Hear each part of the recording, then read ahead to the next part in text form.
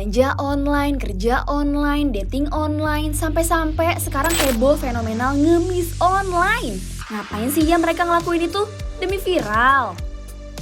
Baru-baru ini seliweran live mandi lumpur di aplikasi TikTok. Ada yang nampilin anak muda sampai ke emak-emak rela guyur badannya pakai air atau lumpur demi dapetin koin yang bisa ditukar jadi cuan. Bahkan gak jarang mereka live gak kenal waktu. Dari siang sampai malam, sampai tubuh si emak-emak kelihatan kedinginan. Ngelihat fenomena ini, sosiolog bilang sebenarnya ada banyak faktor yang melatar belakangi orang-orang ini rela buat ngasih pertunjukan itu dan nyampingin norma-norma kemanusiaan. Bukan cuma soal kemiskinan, tapi bisa jadi mereka cuma mau jadiin kegiatan itu sebagai mata pencaharian atau dapetin uang secara satset alias instan. Sosiolog Bayu juga sebut fenomena ini bisa cederai nilai-nilai kemanusiaan dan bahkan ngerusak mental anak muda. Everyone wanna be or can be influencer?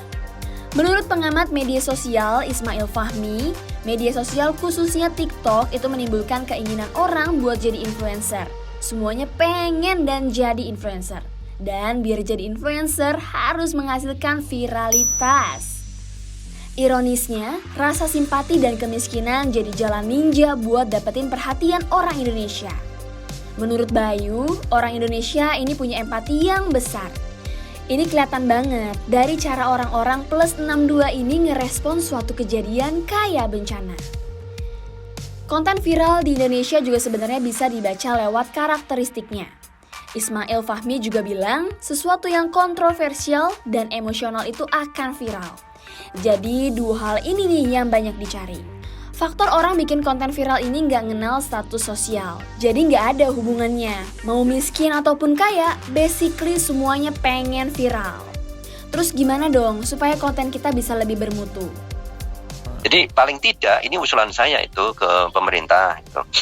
Kita bisa bikin alternatif pilihan.